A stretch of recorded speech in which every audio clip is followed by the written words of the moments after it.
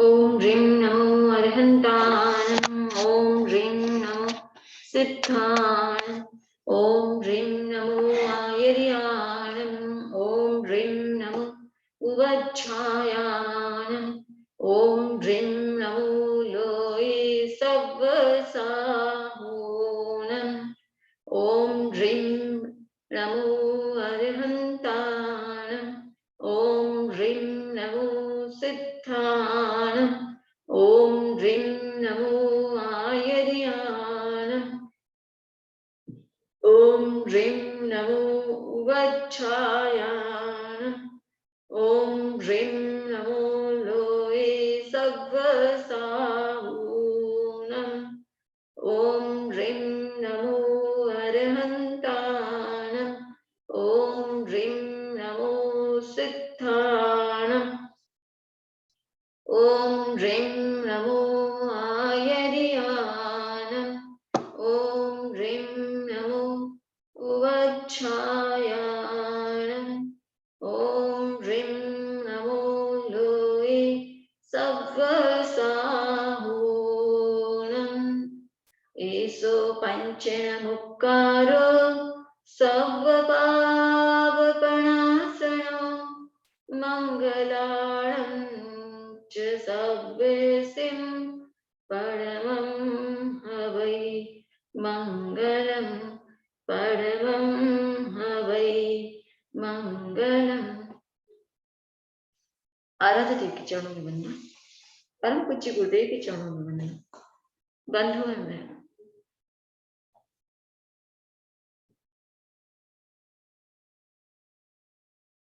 कर्म, जिस शब्द का कई अर्थों में प्रयोग होता है। गीता में आता है कर्म योग। वहां पर जो कर्म योग है वो है पुरुषार्थ के अर्थ में, मतलब पुरुषार्थ अपना करते रहो,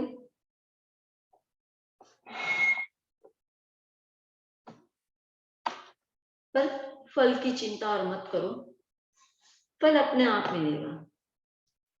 तुम्हारा पुरुषार्थ अगर सम्यक है तो फल अपने आप सम्यक मिलेगा।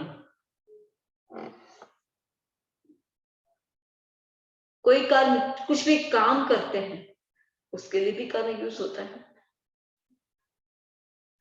अलग अलग अर्थों में यह कर्म शब्द प्रयुक्त होता है।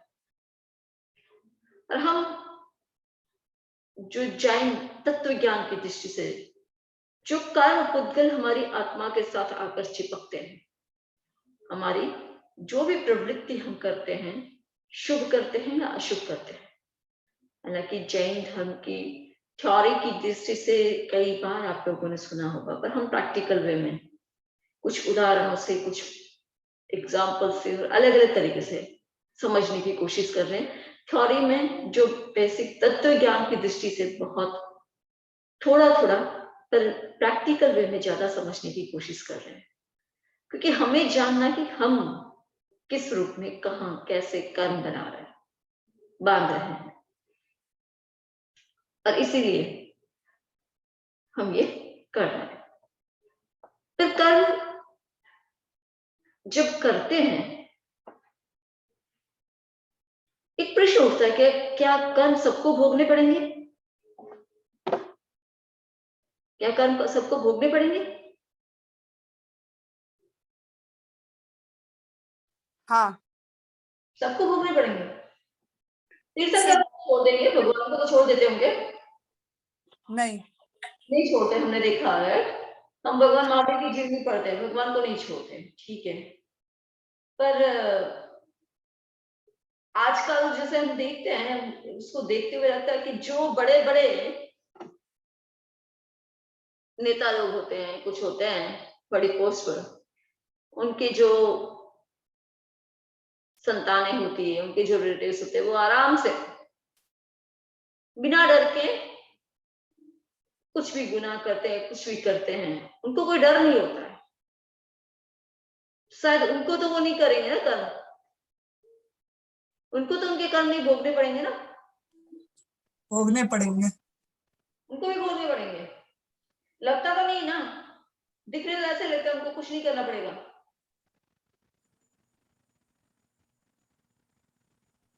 भोगने तो सबको ही पड़ेंगे वंदा में। सबको? अभी नहीं तो आगे भोगने पड़ेंगे वंदा में, आगे भव में कभी ना कभी तो आएगा। जो कर्म मुक्त है सिद्ध भगवान, उनके व्यक्ति अलावा ऐसा है, एक व्यक्ति ऐसा है इस दुनिया में जिसको नहीं भोगना पड़ेगा। वंदा में अगर निकाचित कर्म किया है तो भोगना ही पड़ेगा। अच्छा, नहीं पर अगर एक व्यक्ति ऐसा है जिनको कोई भी कर्म नहीं भोगना पड़ेगा, ऐसा नहीं लगता? सिद्ध भगवान ही है जिनके कर्म तो है नहीं, वही नहीं भोगेंगे, और तो सब भोगेंगे। वो तो कर्म है ही नहीं, वो तो मतलब इस दुनिया में कह रही, संसार में कोई एक व्यक्ति ऐसा है ना जिसके लिए ऐसा कह सकते हैं हम कि जिसको कभी भोगना ही नहीं पड़ेगा। कौन हो सकता है वो?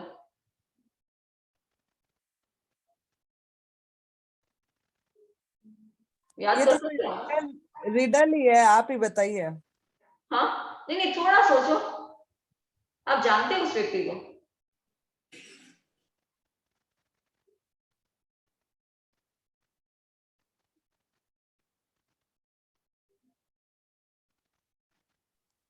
पता नहीं मुझे तो, कोई और को। वंदा में केवड़ी भगवान या आर्यंत भगवान जो अभी मोक्ष में नहीं गए हैं? नहीं, उनको तो भोगने पड़ते हैं।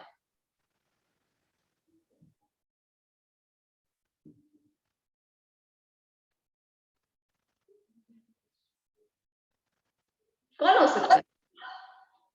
समझ जी, क्वेश्चन एक बार और बोलिए, मैंने सुना नहीं। एक व्यक्ति इस दुनिया में ऐसा है जिसको अपने कर्म नहीं भोगने पड़ेंगे, शायद ऐसा लगता है। कौन हो सकता है? कर्म नहीं भोगने पड़ेंगे? हाँ, केवली भगवान, जिस केवल ज्ञान होने के बाद। केवल ज्ञान होने के बाद बाकी के 4 कर्म बच्चे हैं, वो तो भोगने ही पड़ेंगे, तभी तो वो संसार में, नहीं तो सीधा मोक्ष हो जाते हैं। ओ वो ऐसे, okay, I thought, okay, let me think. कोई भी नहीं है वंदा में, कोई ट्रिक है। पक्का कोई नहीं है? What नहीं, is it? What is the सवाल? દુનિયામાં કોઈ એવું છે જેને કર્મ ભોગવવા નહીં પડે? हाँ कौन है? वो तीर्थंकर जिनके मोक्ष हो गए हैं ऑलरेडी। वो तो उनके तो कर्म है ही नहीं ना। अजीव। हाँ, पर वो एक आदमी बोल रहे हैं, एक आदमी बोल रहे हैं वो। इना में वो ट्रिक कर रहे हैं शम्मी जी, आज ट्रिक कर रहे हैं। बता देती हूँ मैं, चलो अब सब फोकस करो, अपने आप पर फोकस करो, खुद पर फोकस करो।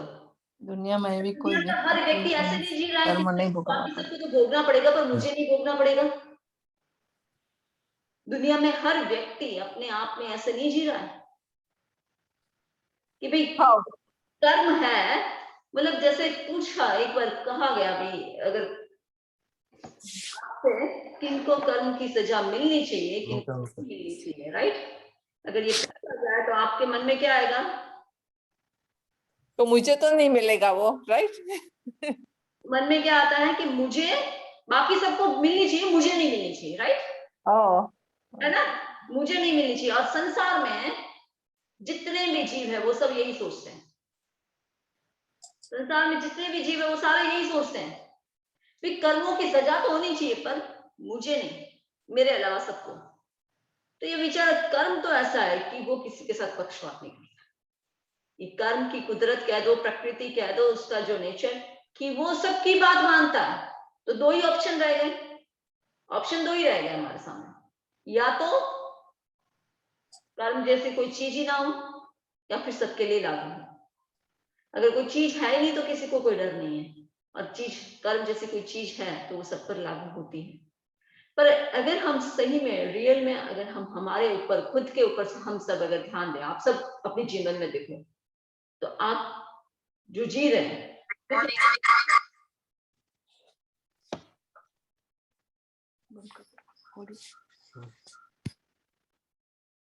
किस रूप में जी रहे हैं? जैसे कभी भी आपको अपना कर्म नहीं भोगना, आपको कर्म कुछ नहीं कर सकते, नहीं लगता क्या? बहुत सारी चीजें ऐसी है, पता है, हमें नहीं करनी है। अरे खाली जैन धर्म में जन्मे इसलिए नहीं, ऐसे भी नहीं करनी होती है, और फिर भी करते हैं ना? यस और नो? उस समय क्या मन में एक कहते ना, मन गली निकालता है कि मैं तो इसलिए कर रहा हूं, मैं तो इसलिए कर रहा हूं ना, ठीक है, कोई खास बात नहीं है। हमारा मन गली निकाल लेता है, पर वो गली कितनी भी निकालो, कर्म तो किसी को छोड़ना नहीं है। पर हम जीते ऐसे हैं, हम सारे कर्म जो भी बांधते हैं ऐसे बांधते हैं जैसे हमें तो नहीं भोगना है। राइट और रॉन्ग? नहीं लगता? वो ट्रिकी क्वेश्चन ही हो गए। ट्रिकी क्वेश्चन, क्योंकि ट्रिकी क्वेश्चन करना पड़ता है कभी कभी, तब दिमाग में अंदर तक जाता है कि हम अपने आप पर देखेंगे।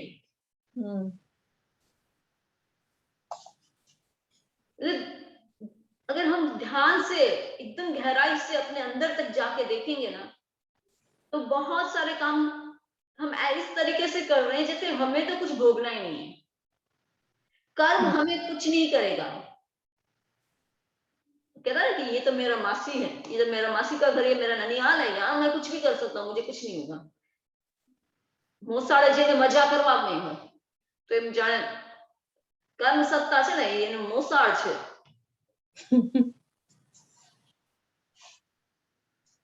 राइट? ऐसे हम मतलब जनरली ज्यादातर जीव संसार में ऐसे ही जीते हैं कि कर्म जो है उसको कुछ नहीं करने वाले, उसके कोई कर्म बंधन नहीं होगा, क्योंकि वो जो कर रहा है वो सही कर रहा है। कितना भी गलत हो, पर वो जो कर रहा है वो सही है, वो गलत नहीं है। आज अगर हम सामान्य तौर पर अगर मोटा मोटी खाली व्यवहारिक बात भी ले रहे हैं कि सप्त महाव्यसन है, जो जैनिज्म में तो पूरा मना किया है। जैनिज्म में मतलब मना करते हैं कि सप्त महाव्यसन का सेवन नहीं करना, राइट? 7 महाव्यसन का सेवन नहीं करना। पर जब व्यक्ति उस ओर बढ़ता है, विकल्प क्या देता है? मान लो कोई ड्रिंकिंग की ही बात है, आज जो स्मोकिंग है, ड्रिंकिंग है, ये सब चलता है, तो फैशन सा बन जाता है। और ड्रिंकिंग के लिए मतलब शराब पीना है या जो भी उसकी जो भी शराब और दारू की जो भी अलग अलग कैटेगरीज है, उसमें जाना है, वो पीते हैं लोग। तो उसमें रीजन क्या देते हैं? डॉक्टर कहता है गुड फॉर हेल्थ।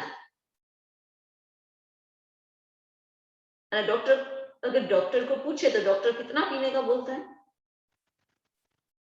दवाई के लिए, दवाई कितनी पीते हो आप? दवाई कितनी होती है?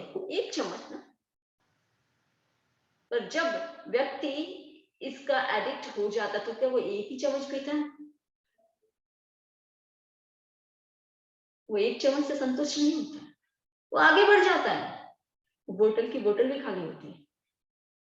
और कहता है क्या है कि भाई डॉक्टर कहता है, अच्छा डॉक्टर ने कहा पीना चाहिए, उससे हेल्थ अच्छी रहती है। बहाना कुछ और है और कारण कुछ और है। इससे बहुत सारी जगह में होता है, एक चीज नहीं, बहुत सारी चीज में। कोई भी चीज, अरे कुछ नहीं, हम खेल ही करते रहे, खास कुछ बात नहीं है। पैसा तो ठीक है, तो ऐसे ही ताकि थोड़ा डिसिप्लिन रहे इसलिए पैसा रख दिया, बाकी तो ऐसे ही खेल रहे हैं, ऐसे भी तो खेलते ही है ना।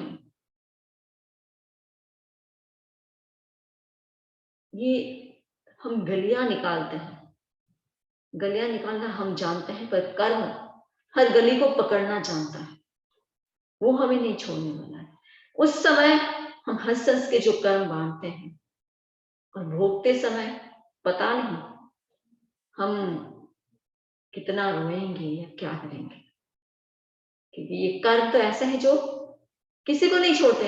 जिन्होंने तीर्थंकरों को नहीं छोड़ा है, कोई कितना भी बड़ा राजा महाराजा हो गया, उनको नहीं छोड़ा है, किसी को नहीं छोड़ा ना। शुभम चक्रवर्ती 6 खंड का राजा, 6 खंड का राजा था, और तो भी अभी तक तृष्णा का अंत नहीं। उसके मन में प्रश्न, एक विकल्प उठा कि मैं 6 खंड का राजा हूं, क्यों ना 12 खंड का राजा हूं। मैं भरत क्षेत्र में चक्रवर्ती हूं, पर मैं क्यों ना, मेरे पास 16,000 देव है। चक्रवर्ती की सेवा में 16,000 देव हमेशा रहते हैं। मेरी सेवा में 16,000 देव है, मेरे पास सारे रत्न हैं, 14 रत्न हैं, सब कुछ है, रिद्धि सिद्धि। तो मैं उसके प्रभाव से, उसके बल से भरत क्षेत्र का तो हूं ही, भरत क्षेत्र के 6 खंड तो मैंने जीत लिए, पर एरावत को जीत लूं। और इसलिए क्या किया, इसलिए उसने अपने एक, क्योंकि उसके पास रत्न जो होते हैं उससे बहुत ऐसा निर्माण कर सके, बहुत बड़ी सब चीज का, उस पर पूरी की पूरी सेना रहे चले, और उस चद्दर से, उस रत्न का नाम है, अभी बोल रही हूँ, चर्म रत्न है उसका नाम। तो उस चर्म रत्न से पूरा इतना बड़ा होता है कि उस पर वो पूरी उसकी सेना आ जाए, उस पर खड़ी हो सके। और फिर उसने देवताओं को आदेश दिया कि मेरे को लेके चलो, लेके चलो। वो देवता जो 16,000 देवता होते हैं, मतलब जो उनकी सेवा में, वो उनको हमेशा फॉलो करते, उसको बहुत उसका ध्यान रखते, उसकी सेवा में मतलब बॉडीगार्ड की तरह रहते हैं।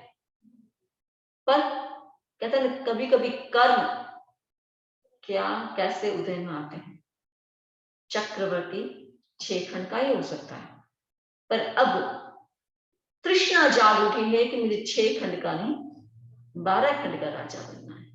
वो जो भीतर में तृष्णा जाग उठी, और उस तृष्णा के कारण क्या हुआ, वह अब लवण समुद्र के ऊपर से जा रहा है। देवता 16,000 देवता पकड़े हुए हैं, और उस समय क्या हुआ, देवता के मन में आया कि 15,999 देवता तो पकड़ के चल रहे हैं, मैं एक अगर छोड़ दूंगा तो क्या फर्क पड़ेगा। और ये एक देव के मन में नहीं, 16 के 16,000 देवों के मन में यही विकल्प एक साथ आया, और एक साथ ही सबने उसको छोड़ा। क्या हुआ, लवण समुद्र में उसकी समाधि हो गई, समाधि हो गई। क्योंकि कोई पद भी मिलता है, कोई रिद्धि सिद्धि भी मिलती है, तो जितनी पुण्याई है, जितना शुभ कर्मों का योग है, उतनी ही मिलेगी, उससे ज्यादा नहीं मिल सकता। उससे ज्यादा जब जीव और तृष्णा में बहता है तो उसका फल उसको मिलता है, उसको वो फल भोगना भी पड़ता है। अब देखो, इतने आज्ञाकारी देवता थे, उसका हमेशा संरक्षण करने वाले देव थे, पर कोई क्षण के लिए सबके मन में एक जैसा ही विचार, एक क्षण, और सबने एक साथ छोड़ा। तो कभी कभी क्या होता है, बॉडीगार्ड या जो रक्षक है वो भी कुछ नहीं कर पाते। इंदिरा गांधी का एग्जाम्पल भी हम देख सकते हैं। इंदिरा गांधी, क्या हुआ था उनका, उनकी डेथ कैसे हुई थी, उसमें पूरी स्टैंड गन उतार दी थी, पूरी इतनी गोलियां, 30 गोलियां लगाई, मारी थी। और उस समय हमेशा उनके जो बॉडीगार्ड थे उनको बहुत अच्छी ट्रेनिंग दी जाती थी। कितने समय से ट्रेनिंग दी जा रही थी कि भाई प्रधानमंत्री को कैसे सुरक्षा करना, क्या करना, कोई अचानक से कोई टेररिज्म आ जाए तो बीच में आके कैसे खुद गोली खा लेना, फिर प्रधानमंत्री को बचाना, और बहुत सारी चीजें ऐसे सिखाई जाती थी। और बहुत अच्छा वो लोग उस समय रिहर्सल भी करते थे। तो किसने मारा, किसने मारा था उनको, उनके ही बॉडीगार्ड ने, राइट। कोई बाहर से दूसरा नहीं आया, पर वो बॉडीगार्ड कि कोई ऐसे कर्म उदय में आए, उसी समय उनकी जो बॉडीगार्ड थी उसमें से 2 बॉडीगार्ड ऐसे निकले, उन्होंने उसको शूट किया। हमेशा उनके जहां वहां पर एम्बुलेंस रेडी रहती थी, बड़ा मतलब प्राइम मिनिस्टर के वहां। और उस दिन एम्बुलेंस तो वहां थी, पर ना तो ड्राइवर ना उसकी चाबी। ठीक है, तो उनको दूसरी गाड़ी में, दूसरी एम्बुलेंस में, कार एम्बुलेंस में जाना पड़ा। फिर हमेशा उनका जो ब्लड ग्रुप था वो उस हॉस्पिटल में रेडी रखा जाता था, हमेशा रहता था। उसी दिन वो ब्लड ग्रुप नहीं, वो उस ब्लड ग्रुप का ब्लड नहीं, वहां से वायरलेस कॉल करने की सुविधा थी कि कुछ भी प्रधानमंत्री को कोई भी कुछ दिक्कत हो तो तुरंत कॉल कर सकते हैं। पर उसी दिन वायरलेस कॉल जो था वो नहीं हो पा रहा था। देखो सारे, क्योंकि वायरलेस कॉल नहीं हो पाया तो वो प्रधानमंत्री वहां तक पहुंचे, उससे पहले जो प्रिपरेशन करनी थी वो डॉक्टर्स को टाइम नहीं मिला। ब्लड भी नहीं, ब्लड ग्रुप, उनके ब्लड ग्रुप का ब्लड नहीं, और उनको प्रिपरेशन का टाइम नहीं मिला। वो एम्बुलेंस नहीं थी तो दूसरी कार एम्बुलेंस में ले गए, उसमें थोड़ी देर हो गई। सारे जो भी निमित्त मिले, पर निमित्त किससे मिले, क्यों मिले? ऐसे कर्मों के कारण। कर्म जब उदय में आ गए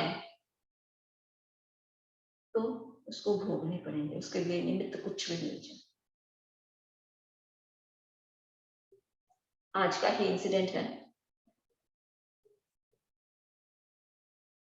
एक व्यक्ति के बारे में हमने सुना कि उनके घर से नीचे उतरे थे, सब्जी लेने गए थे, अचानक से कुछ हुआ, चक्कर आया, गिरे और कोई ब्रेन में कोई स्ट्रोक हो गया, हॉस्पिटल में एडमिट है, 3 दिन हो गए। रिपोर्ट्स वहां की, यहाँ के डॉक्टर से पूछा, यहाँ के डॉक्टर कह रहे हैं कि अगर उसी समय 3 से 8 घंटे के बीच में उनका अगर वो इलाज करते तो वो एकदम ठीक हो जाते,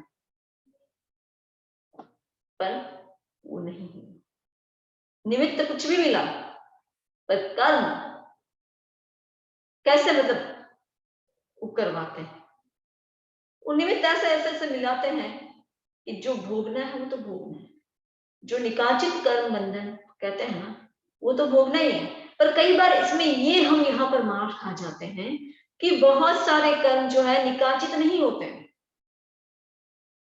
बहुत सारे कर्म हमारे ऐसे हैं जो निकाचित नहीं है, उसको भोगना जरूरी नहीं है। भोगना तो पड़ेगा, कहने का मतलब उसको विपाक रूप में भोगना जरूरी नहीं है। उसको प्रदेशोदय में भोग के हम खत्म कर सकते हैं।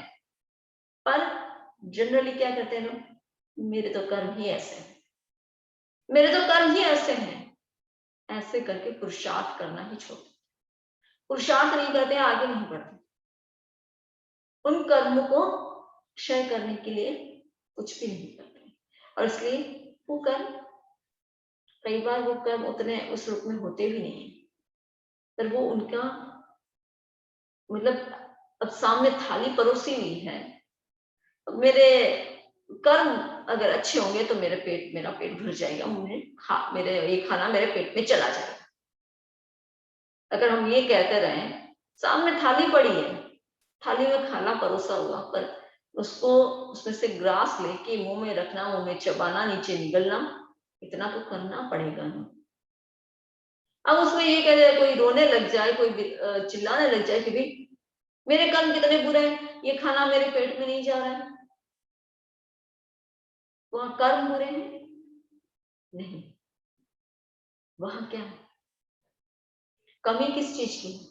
उसको उठा करके मुंह में रख के चबा के नीचे निगलने की। उतना तो हमें करना पड़ेगा, तभी हमारी भूख शांत होगी। तो इसी दृष्टि से हर कर्म, विरल मैंने कहा निकाचित कर्म भोगने पड़ेंगे, निकाचित नहीं वो नहीं भोगने पड़ेंगे, ठीक बात है। निकाचित नहीं है उसको नहीं भोगना पड़ेगा, ये बात नहीं, उसको भी भोगना तो पड़ेगा, उसको खत्म तो करना ही पड़ेगा, उसको खत्म तो करना ही पड़ेगा। पर उसको खत्म करने के लिए उसको प्रकट रूप में, विपाक रूप में, प्रत्यक्ष फल के रूप में भोगना जरूरी नहीं है, जो कर निकाचित नहीं है। थोड़ा पुरुषार्थ किया, सम्यक पुरुषार्थ हो गया और जागरूकता रहेगी तो उसको हम केवल प्रदेश उदय में ही भोग सकते हैं। इसलिए ये हम हमारे कर्म को जान रहे हैं, कर्म को समझने की कोशिश कर रहे हैं, तो साथ साथ यह भी कोशिश हमें करनी है किस रूप में वो कर्म हमें प्रभावित करते हैं। तो वो जो सूत्र हम रोज कुछ कर रहे हैं पहले दिन से, वो सूत्र इतने दिमाग में फिक्स हो जाने चाहिए, इतने हमारे अगर फिक्स हो जाए कि भाई कुछ भी सिचुएशन आया तो सामने वो बात दिमाग में तुरंत स्ट्राइक हो, तो हम संता में रह जाएंगे, हम नए कर्म बंधन नहीं करेंगे, या तुरंत उसका पॉजिटिव रिस्पॉन्स क्या हो सकता है हम सोच सकते हैं। अगर मेरे साथ बुरा हो रहा है, मीन्स मैंने पास्ट में जरूर कुछ किया होगा, और अब इसका सॉल्यूशन, इसमें रिएक्ट नहीं करना, मुझे इसका पॉजिटिव रिस्पॉन्स देना, तभी उसका आउटकम जो होगा वो अच्छा होगा।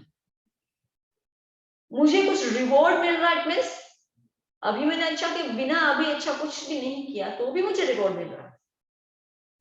जैसे कई जनों का होता है ना, आप लोग कई बार मतलब फिर भी करते होंगे, आप आपके ऑफिस में काम करते हैं, आपके कलीग्स के साथ काम करते हैं, बहुत सारी चीजें होती हैं, वहां पर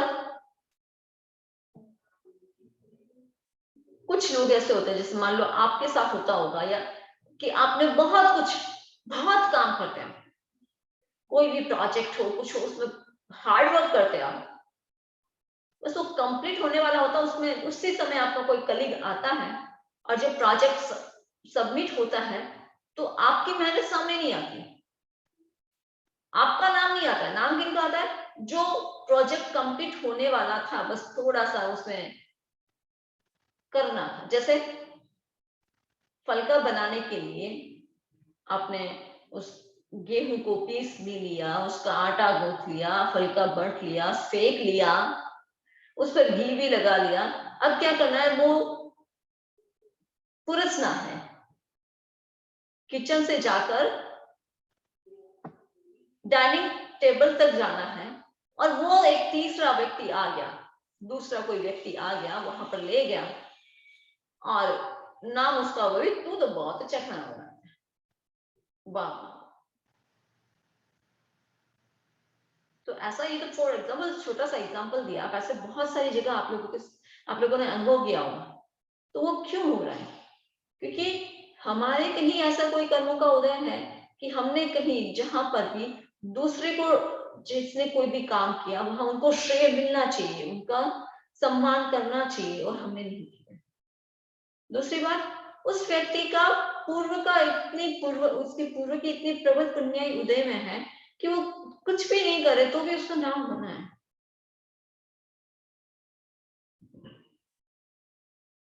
अब यहां पर क्या होता है,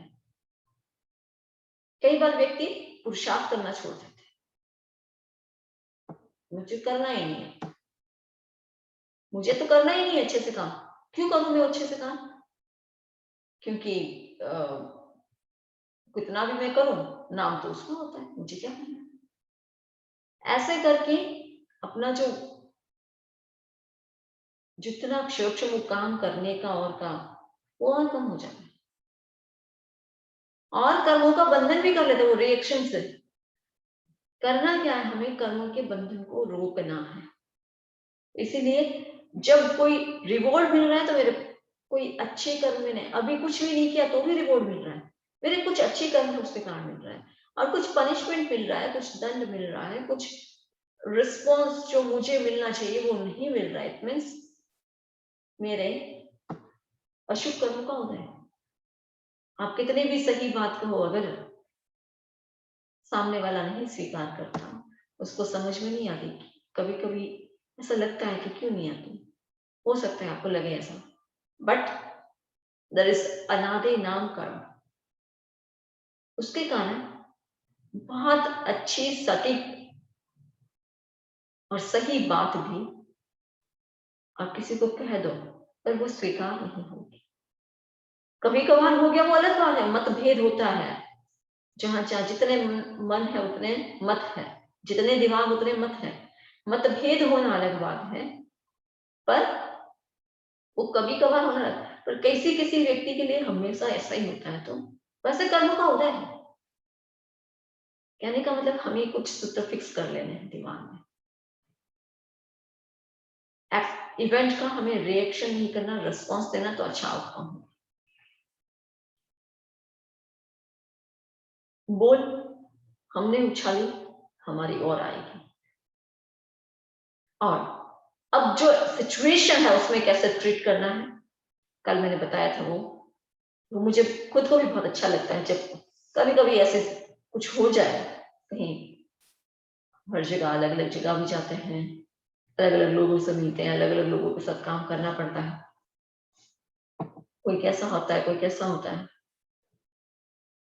जब उनके साथ ट्रीट करना पड़ता है तो थोड़ा बहुत कभी कभी मन में भी आ जाता है, जैसे सहज में आ जा रहा है, ऐसा क्यों हो रहा है, क्यों करते हैं।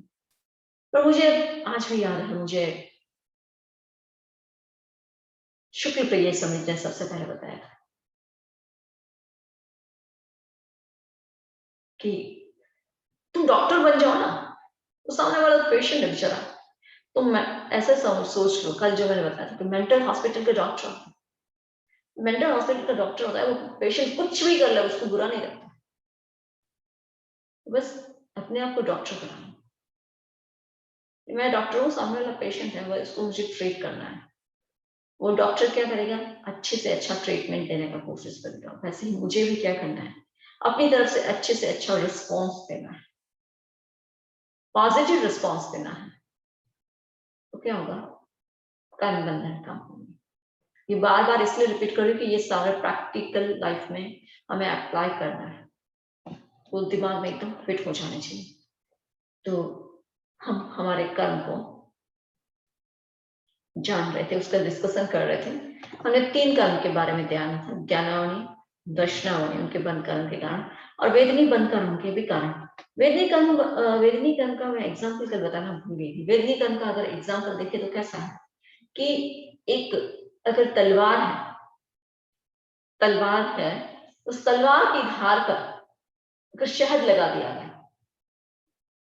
उस पर शहद लगा दिया गया, तो क्या होगा, जब कोई व्यक्ति उस तलवार की धार को चाटेगा तो क्या होगा, एक तो शहद का मीठा टेस्ट आएगा,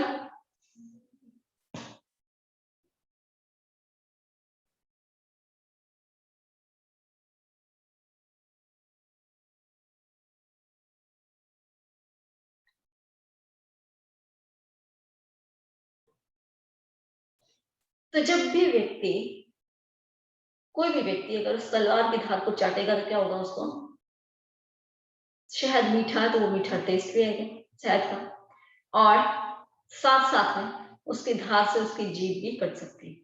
वैसे वेदनी कर्म है, जब साता वेदनी कर्म है वो सुख देता है, और असाता वेदनी कर्म है वो दुख देता है। तो सुख और दुख एक ही कर्म जो है वेदनी कर्म हमें देता है। नेक्स्ट हमारा जो है मोहनीय कर्म। मोहनीय कर्म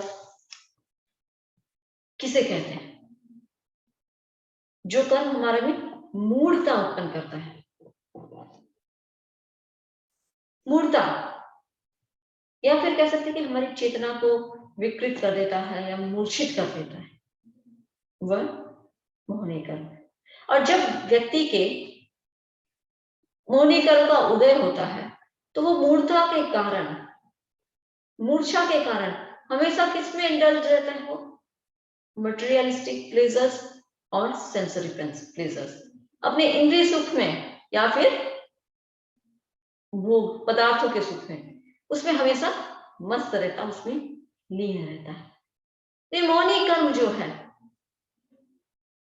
उसको कर्मों का राजा कहते हैं। अगर हम देखें तो सारा खेल इसका ही है। कहीं राजा कहते हैं, कहीं सेनापति कहते हैं। अगर मोहनी कर्म अगर एक इसके लिए हमने पुरुषार्थ कर लिया, इसको खत्म कर दिया, तो बाकी के तो सारे खत्म अपने आप हो जाएंगे। बाकी के सारे कर्म तो अपने आप ही खत्म हो जाएंगे। इसलिए 12वें गुणस्थान में सबसे पहले जब हम मोहनी कर्म का क्षय होता है, फिर तो अपने आप 3 कर्मों का क्षय हो गया, और 4 कर्म भी, आयुष्य कर्म खत्म होते ही बाकी के 4 कर्म भी खत्म हो जाएंगे। तो सबसे पहले क्या जरूरी है? मोहनी कर्म। और जितनी भी हमारी क्रियाएं हो रही है, चाहे अच्छी बुरी, उसके पीछे मोहनी कर्म का बहुत बड़ा हाथ होता है। हमारे भावों को अच्छा या बुरा बनाने में मोहनी कर्म का एक बहुत बड़ा हाथ होता है। जितना जितना मोहनी कर्म का प्रबल उदय होगा, उतना उतना व्यक्ति अपने इंद्रिय सुख के लिए, भोग सुख के लिए उसमें आसक्त बना रहेगा। संसार की हर प्रवृत्ति में इतना आसक्त रहेगा, उसको लगेगा नहीं यही। जैसे पीलिया का रोगी होता है, जिसको जॉइंटिस हो जाता है, उसकी आंखों पीली होने से उनको सब कुछ पीला ही दिखता है। या जो लाल गोगल्स लगा लिया तो उसको सबको सब कुछ लाल ही दिखेगा। जिस रंग का गोगल्स लगाया, उसने चश्मा लगाया है, उसी रंग की पूरी दुनिया दिखेगी। तो वैसे ही मोहनी कर्म है, वो भीतर में इतनी मूर्ता और मूर्छा पैदा कर देता है कि जीव को कुछ पता नहीं चलता। और मोहनी कर्म के कारण ही सबसे ज्यादा भव भ्रमण होता है। अपने शास्त्रों में घटना आती है एक, कि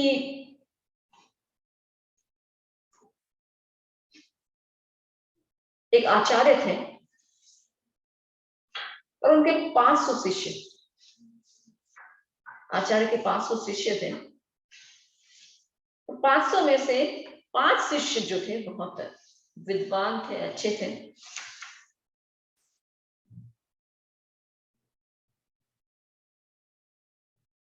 आचार्य का नाम था विश्वभद्र, और 5 जो विद्वान शिष्य थे, प्रमुख शिष्य थे, उनको शिक्षक के रूप में नियुक्त कर दिया, टीचर बना दिया सबको।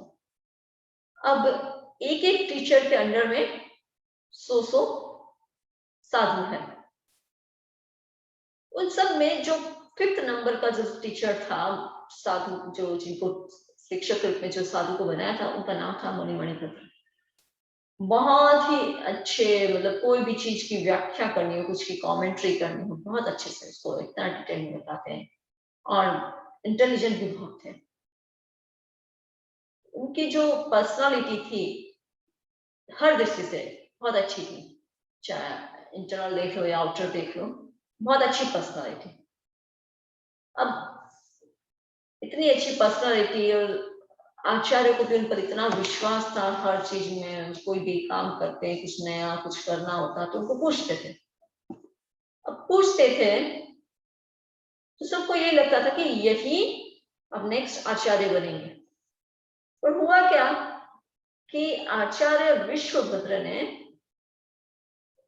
एक दूसरे 5, मतलब बाकी के जो 4 थे, उसमें से एक शिक्षक जो था, जो आगम स्थविर तो था ही, पर कह सकते हैं कि हम चारित्र स्थविर करने का मतलब बड़े थे। चारित्र मतलब जिन्होंने दीक्षा पहले ली थी इनसे, और साथ साथ में आगम स्थविर मतलब आगम का भी उनको अच्छा ज्ञान था, और उनको अपना उत्तराधिकार दे दिया। अब जैसे ही ये हुआ, लोग तो बहुत खुश हुए कि देखो आचार्य ने निष्पक्ष निर्णय लिया, ये भी योग्य है, ये भी योग्य है, तो ये चारित्र में भी स्थविर है, उनसे चारित्र में भी बड़े हैं, तो इनको दिया। लोग बहुत खुश हुए। पर मणिभद्र को जोर का झटका लगा। उन्हीं मणिभद्र को तो दिमाग में ये सेट था कि मैं ही बनूंगा आचार्य, तो मैं बनूंगा। अब जैसे ही ये झटका लगा, अंदर से वो हिल एकदम विचलित हो गई कि कहीं कैसे, किस रूप से मैं इसका विरोध करूं। और इधर क्या होता है कि उसी समय वहां पर एक आश्रम था, बहुत फेमस था, और उसका जो कुलपति था, उसको ये मणिभद्र की बात पता चली, मणिभद्र के वो अंदर से ऐसे हो गया, मनस्थिति उसकी ऐसी हो गई। उसको कोई योग्य उत्तराधिकारी चाहिए था। उस कुलपति को भी उसके आश्रम में कोई ऐसा इतना विद्वान नहीं था, इतना विद्वान कोई भी नहीं था। तो उसको जब पता चला, उसने क्या किया, उसको उस कोई विश्वसनीय व्यक्ति के साथ धीरे से मैसेज भिजवा दिया, ये समाचार करवा दिया कि अगर आप यहाँ आश्रम में आ जाओ तो मैं आश्रम का कुलपति बना। तो अभी कहते हैं मोहिनी कर्म का उदय भी हो गया, भीतर में वो एक आवेश था और अहंकार था, अपने ज्ञान का तो अहंकार, और फिर उस अहंकार के साथ ही महत्वाकांक्षा जुड़ गई थी कि मैं ही आचार्य बनूंगा। और जब आचार्य नहीं बनाया, उनको सूत्राधिकार नहीं दिया गया, तो भीतर में आवेश आ गया, आक्रोश, आवेश, गुस्सा। और उसके कारण क्या किया, जब ये समाचार मिले तो वहां चले गए। इतनी ज्यादा महत्वाकांक्षा थी, उसके कारण वो विचलित हो गए और चले गए वहां आश्रम में, कुलपति के आश्रम में। और 6 महीने बाद उनको वहां कुलपति बना दिया गया। और कुलपति ने उनको थोड़ी थोड़ी कुछ चमत्कारिक विद्याएं सिखा दी, चमत्कारिक विद्याएं सिखा दी। और ये मणिभद्र जो थे, अपने आप में काफी यहाँ प्रभाव था, तो बहुत सारे साधुओं को भी अपने साथ वहां ले गए। और उनको जो मानने वाले जितने भी श्रावक थे वो भी वहां गए, और बाद में भी कितने ही उनके प्रभाव में आ गए, क्योंकि उनको चमत्कारिक विद्याएं जब दे दी तो वो रोज का अपने प्रवचन में क्या करते हैं, कभी आकाश से मिश्री मंगाते हैं और सबको प्रसाद के रूप में बांटते हैं, कभी केसर लाते और सबका केसर छांटते हैं, कभी कुछ। तो ये चमत्कार के प्रभाव से क्या होने लगा, लोग बहुत वहां पर इकट्ठे होने लगे। और उसका प्रभाव मणिभद्र का इतना था कि लोग सही जो धर्म था उसको भूल गए। और अब तो उसका इतना था कि वो जिस कुलपति के आश्रम में, जहां पर उसने दीक्षा ली थी, जो कुलपति पद संभाला था, वहां पर उसने जो धर्म सीखा, उसमें भी जो मान्य सिद्धांत वगैरह, उसकी भी वो कुछ भी, बस उसका एक था कि येन केन प्रकार मेरा ही वर्चस्व है। तो अपनी जो बौद्धिक क्षमता थी उससे वो कोई सिद्धांत उसके लिए नहीं, बस मेरा वर्चस्व है, उसके लिए वो कुछ भी कर सकता था। और ऐसे करने से धर्म की जो मूल नींव थी वो हिल गई पूरी प्रजा में।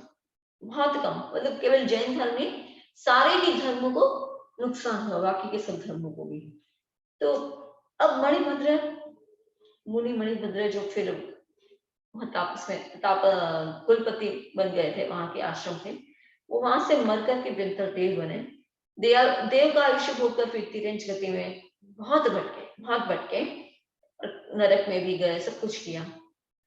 इस प्रकार वो 35 करोड़ सागरोपम तक मनुष्य ऐसे घूमते रहे। इसको कहते 35 करोड़ सागरोपम, बहुत ही लंबा। करोड़ में करोड़ इंटू करोड़, तो 35 करोड़ इंटू करोड़ सागरोपम का नाम तो एकदम एक कह सकते हैं ना कि बस हम केवल कल्पना कर सकते हैं। 10 कोटि पल्योपम का एक सागरोपम होता है, 10 कोटि पल्योपम का। तो पल्योपम क्या होता है, पल्य मतलब क्या होता है, पल्य का अर्थ होता है खड्डा, पल्य का अर्थ होता है खड्डा।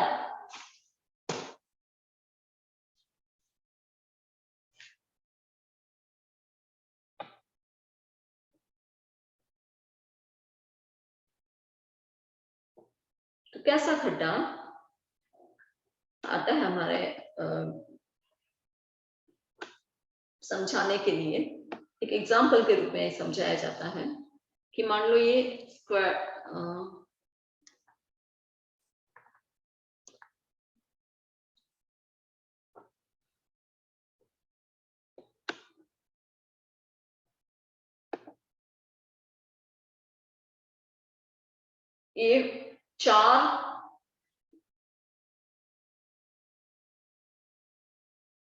चारों तरफ से 4 कोष की योजन मिलता है उतना, और डेप्थ में भी 4। योजन या कोश दोनों चीज मिलती, कहीं योजन कहीं कोश मिलता है शायद, मुझे यहाँ पे याद है। उतना बड़ा जो कुआं है, इतना बड़ा कुआं है,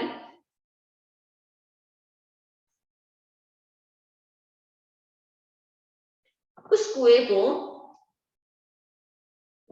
कुएं को क्या करना है, जो नवजात यौगिक शिशु होते हैं, यौगिक शिशु जो होते हैं ना, उसमें क्या होता है कि जो यौगिक होते हैं उनके बाल बहुत ही महीन होते हैं। तो जो एकदम नवजात यौगिक शिशु मतलब बच्चे होते हैं, जो जिसका अभी जन्म हुआ ही है, तो उसके बाल जो एकदम पतले पतले बाल होते हैं, उन बालों को छोटे छोटे टुकड़े कर देना, इतने छोटे कि उसके वापस 2 टुकड़े नहीं कर सकते। वो छोटे छोटे टुकड़ों से इस कुएं को पूरा एकदम खचोखच भर देना, इतना खचोखच भर देना कि वो उसमें हमें फिर बिल्कुल भी जगह ना हो, बिल्कुल भी उसमें कहीं भी जगह ना हो, एकदम कुछ भी हवा नहीं रहे, इतना टाइट भर देना। अब इतना टाइट भरा, इतना टाइट कि अगर उसके ऊपर से चक्रवर्ती की पूरी सेना भी निकल जाए तो भी उसको कुछ नहीं। इतना टाइट जो कुआं भर दिया, उसमें से आफ्टर एवरी 100 years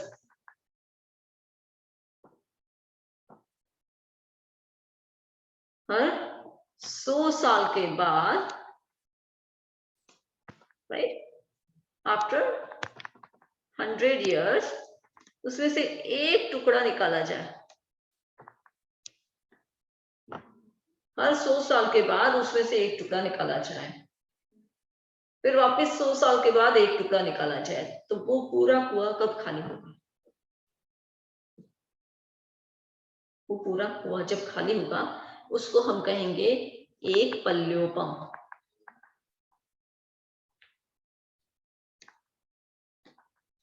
राइट, उसको कहेंगे एक पल्योपम। तो वैसे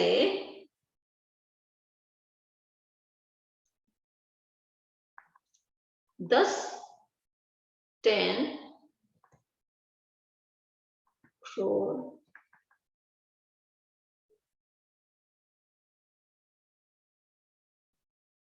कोटाकोटि मीन्स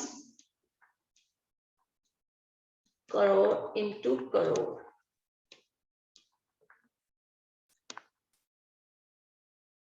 पल्योपम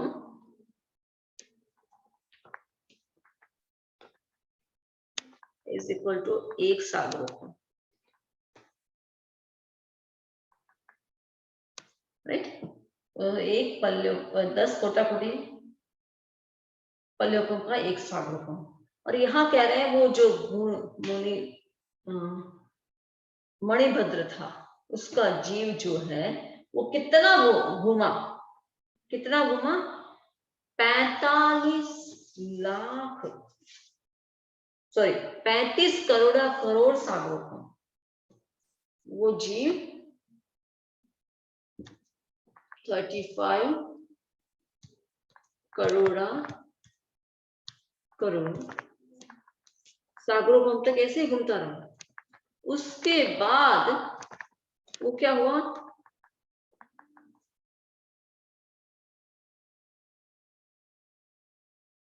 मथुरा नगरी का राजकुमार बना। मथुरा नगरी में उस समय सूर्यध्वज नाम का राजा राज्य करता था, और उनके वहां बेटे के रूप में उत्पन्न हुआ, और वहां का वो क्या बना? राजकुमार बना, और उसका नाम रखा वीर्यध्वज। और एक बार इधर वीर्यध्वज भी बड़ा हो गया, सब दृष्टि से बहुत अच्छा हो गया, हर दृष्टि से, कला में, विद्या में बहुत। और उसमें वहां पर आचार्य पधारे, आचार्य समाधि गुप्त, मथुरा नगरी में। राजा अपने बेटे के साथ गया वहां, और पहली बार निर्ग्रंथ प्रवचन में वो दीक्षा ली थी और छोड़ी। उसके बाद 35 करोड़ सागरोपम के बाद पहली बार आया, तो उनको एकदम कौतूहल हो रहा था, इतने लंबे समय के बाद कोई संस्कार ही नहीं रहा था। उस समय आचार्य समाधि गुप्त ने क्या किया? सम्यक श्रद्धा पर, सम्यक दर्शन पर प्रवचन दिया, सम्यक तो कैसे आती है, सम्यक तो से कैसे गिर जाता है, सब कुछ। तो राजा ने पूछ लिया कि क्या इस सभा में भी कोई ऐसा व्यक्ति है जो सम्यक तो से गिर रहा हो? केवल ज्ञानी भगवंत आचार्य समाधि गुप्त ने कहा कि बहुत सारे जीव हैं, पर दूसरों की क्या, जो तुम्हारा ये बेटा है वीर्यध्वज, वह भी वही है। मतलब ये भी सम्यक्त से गिरा हुआ है, सम्यक्त प्रतिपाती जीव है। और उनका पूरा पूर्वभव बताते हैं कि ऐसे जो तुम्हारा पुत्र था मणिभद्र नाम का मुनि था, और इस प्रकार से सब कुछ हुआ। और अब 35 करोड़ को सागरोपम के बाद ये वापिस जैन धर्म को सुन रहा है। तो क्या होता है कि जीव जो है वो क्रोध और अहंकार के वशीभूत होकर, फिर क्या, क्रोध और अहंकार आ गया तब हमारी जो आस्था है वो डावाडोल हो जाती है, और इसलिए हम अनास्था के जाल में फंस जाते हैं और कर्म बंधन करते हैं। ऐसे चिकने कर्म बंधन करते हैं, बंधन करने में तो थोड़ा समय लगता है और उसको भोगने में कितना लंबा समय। देखो मणिभद्र का जीवन में, मणिभद्र के उस जीवन में उसने थोड़ा सा तो किया ना, काफी तो पालन किया था, फिर बाद में थोड़े समय के लिए उसने उसकी अवहेलना की या जो भी किया, और उसका भोगना कितना पड़ा, 35 करोड़ और सागर को। तो यही बात है कि हम उसको असंख्य अनंत अनंत जन्मों तक उसको भोगना पड़ता है। इसलिए ये जो मोहनी कर्म है उसका हम बंधन ही ना करें, इसके लिए हमें जागरूक रहना जरूरी है। तो मोहनी कर्म बंधन के कारण जो है उसका संक्षेप में हम चिंतन कर लेते हैं कि मोहनी कर्म बंधन का कारण आखिर क्या है। और फिर लास्ट में हम गरिमा जी अगर होंगे तो उनसे भी कल जो मैंने उनके लिए होमवर्क छोड़ा था वो डिस्कशन करेंगे। तो मोहनी कर्म बंधन के 6 कारण हम कह सकते हैं। पहला है तीव्र क्रोध। जब अत्यधिक क्रोध आता है व्यक्ति के, तीव्र क्रोध होता है, तब भी वो मोहनी कर्म का बंधन करता है। तीव्र मान, अब देखो हमें हमारा एनालिसिस करना है, हमें क्रोध आता है वो तीव्र है या नहीं। क्रोध तो आता है क्योंकि अभी तक हम कोई भी वितरागी, मतलब क्रोध है हम सब में ही, हम सब में ही है। तो क्रोध तो है, पर तीव्र क्रोध है क्या? कई बार कहते हैं ना, तीव्र क्रोध प्रत्यक्ष में बाहर ही क्रोध दिखे वही तीव्र क्रोध होता है, जरूरी नहीं है। अगर क्रोध के कारण किसी से आपने बोलना चालना बंद कर दिया है, किसी से आपका संबंध आपने विच्छेद कर लिया है, सब कुछ क्रोध के कारण। देखो 2 रीजन होते हैं। एक तो होता है कि आप अपने संयम की सुरक्षा के लिए किसी से कोई संबंध तोड़ देते हैं या छोड़ देते हैं। जहां कोई व्यक्ति ऐसा है जो गलत रास्ते पर है और वो आपको भी उसमें पुश कर रहा है और आपने उसकी संगत छोड़ दी, वहां क्रोध नहीं है, वहां आत्म हित की चिंता है। और दूसरा, गुस्से में आकर कुछ नानी छोटी मोटी बात हो गई और गुस्से में आके अनबन हो गई और गुस्से में आके बोलना चालना बंद कर दिया। ये तीव्र क्रोध जो है मोहनी कर्म बंधन का कारण बनता है।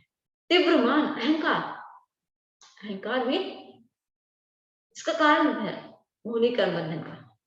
और अहंकार आता है बहुत छोटी छोटी बातों में हमें आता है, इतना सूक्ष्म है कि उसको हम पहचान नहीं पाते। क्रोध तो अगर हम सामने फिर भी दिख जाता है, पर अहंकार को पहचानना थोड़ा मुश्किल होता है। उसको हम हमेशा प्राय क्या स्वाभिमान के इस पर्दे में छुपा के रखते हैं। स्वाभिमान के नाम से अहंकार को हम कई बार पोषण देते हैं। हर जगह स्वाभिमान नहीं होता है, पर उसके नाम से उसको हम पोषण देते रहते हैं। फिर तीव्र माया, माया से मोहनी कर्म का बंधन होता है।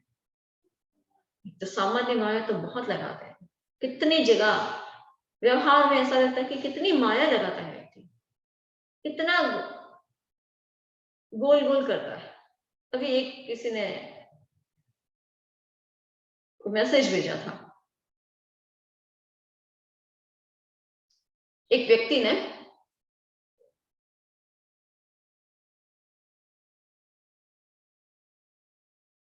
बिल गेट्स को, सॉरी जो बिडेन, हाँ, जो बिडेन को एक मैसेज किया कि मैं आपकी बेटी से मेरे बेटी की शादी करना चाहता हूँ। उसने कहा नो। उसने कहा कि मेरा बेटा बिल गेट्स की कंपनी का सीईओ है। तो उसने कहा यस। इधर बिल गेट्स की कंपनी में उसने कह दिया कि मैं चाहता हूं कि मेरा बेटा आपकी कंपनी का सीईओ बने। उसने कहा नो। इसने कहा कि भाई मेरा बेटा जो बेटी के वहां उसकी बेटी का मतलब उसका दामाद है, उसकी बेटी का हस्बैंड है। तो कहा यस। तो ये पॉलिटिक्स जो है वो ऐसे काम करती है। तो ये कहने का मतलब माया, वहां पर व्यक्ति कह रहा है कि ये वो ऑलरेडी है, उस नाम से ये काम कर रहा है, फिर यहाँ पर कर रहा है कि वहां कह रहा है कि ये ऑलरेडी है इसलिए आपको ये करना पड़ेगा। इस प्रकार हर जगह से माया करके अपना काम निकालता है।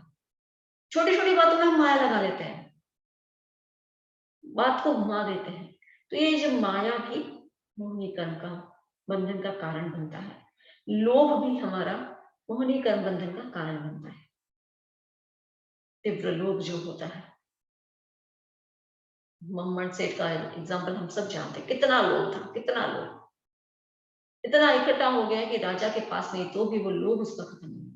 तो जहां लाभ हो जहां लोभ हो, जैसे जैसे लाभ बढ़ता है वैसे वैसे लोभ बढ़ता जाता है। उत्तराधीन सूत्र का 9वां अध्याय कपिल का।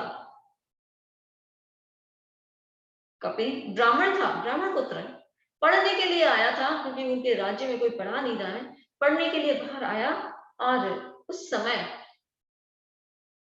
कोई दासी के उसके मोह में फंस गया, उसके प्रेम जाल में फंस गया। दासी के लिए उसको, दासी को दास महोत्सव मनाना था तो 2 मासा सोना चाहिए था। मासा उस समय कोई चलता था, प्रचलन था। कोई आजकल हम तोला बोलते थे, उस समय कुछ मासा करते थे, कोई नाप होता था। अब वो सोना कह रहे हैं कि मतलब पैसा कुछ धन संपत्ति चाहिए थी, तो वो एक सेठ था जो सुबह सुबह देता था, जो सबसे पहले ब्राह्मण पहुंच के उनको आशीर्वाद देता उनको देता। अब ये इतना तावला हो गया कि भी मेरे से पहले कोई नहीं पहुंचे, आधी रात को निकल गया। सैनिकों ने उसको रास्ते में चोर समझ के पकड़ लिया कि अब तो जमाना खराब आ गया, अब तो चोर पंडित का वेश बना के निकलने लग गए।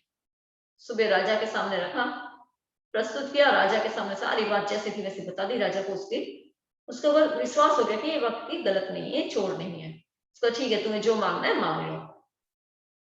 अब राजा खुश है, राजा देना चाहता है, तब ये सोचता है, क्या सोच रहा है कि भाई राजा दे ही रहा है तो अब सोच के मांगना चाहिए। 2 मासा सोना क्या मांगू, ठीक है मैं सोच के बताता हूँ मुझे क्या चाहिए। सामने गया गार्डन में बैठा है, सोच रहा है कि 2 मासा क्या मांगू, 100 मासा मांग लेता हूँ तो अच्छा है,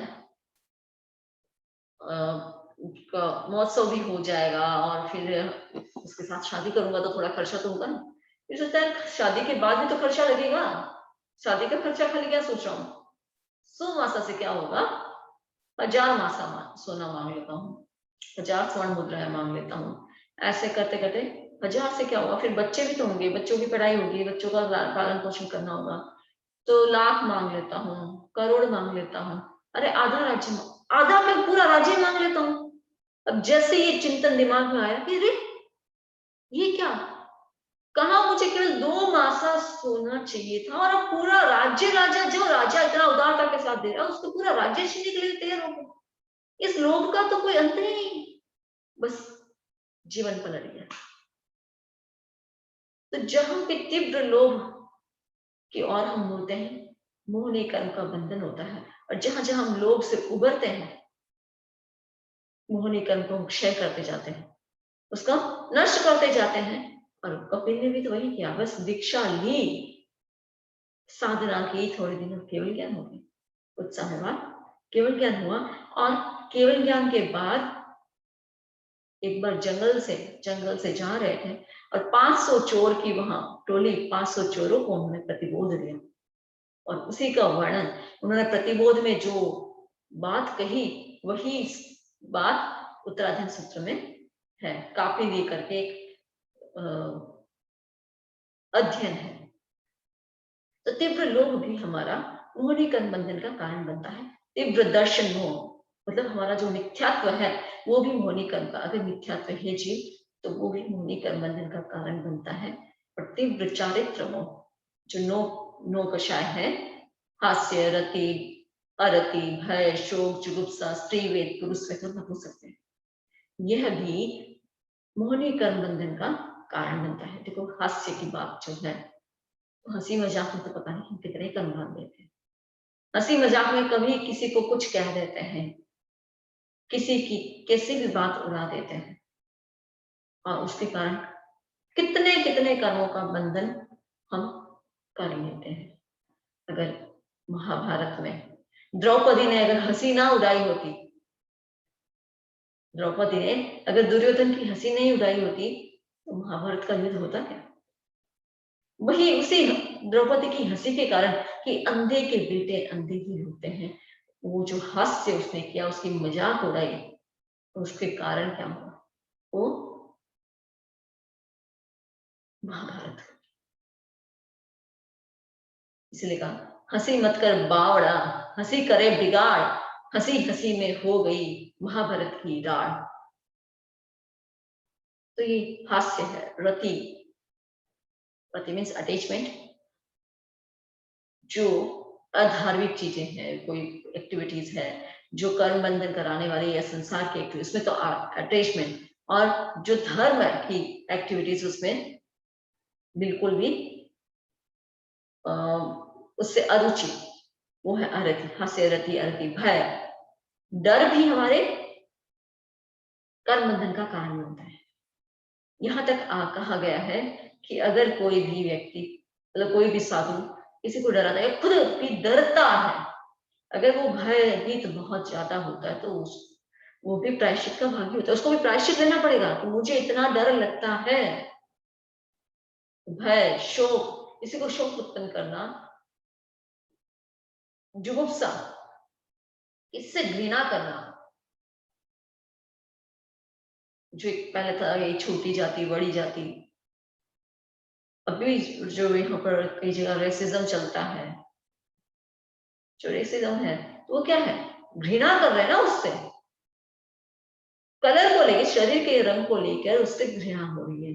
कभी जाति को लेकर घृणा करते हैं, तो कोई भी किसी भी कारण से घृणा किसी से करना, जुगुप्सा रखना, तो वो भी मोहनी कर्म बंधन का कारण है। स्त्री वेद, पुरुष वेद और नपुंसक वेद के जो विकार है वो भी मोहनी कर्म बंधन के कारण, कर्म बंधन का कारण बनता है। तो ये मैंने एकदम शॉर्ट में इसकी बात कही है, इसके डिटेल में बहुत कुछ हम कह सकते हैं। तो मोहनी कर्म बंधन को, आज कर्म का बंधन कैसे होता है, उसकी प्रक्रिया तो 28 है। उन प्रक्रिया तो क्योंकि इतने कम दिनों में वो सब चीज हम इतना डिटेल में नहीं करेंगे, पर उसकी 28 प्रकृति नहीं, हमें उसको ही तोड़ना है। तो ये 6 कारण जो है, इन 6 कारणों से अगर हम अधिक से अधिक दूर रहने की कोशिश करेंगे तो हम जरूर उसको रोक पाएंगे। तो हम कर्म बंधन से बचते रहे इन्हीं भावनाओं के साथ। ओम अर्हम ओम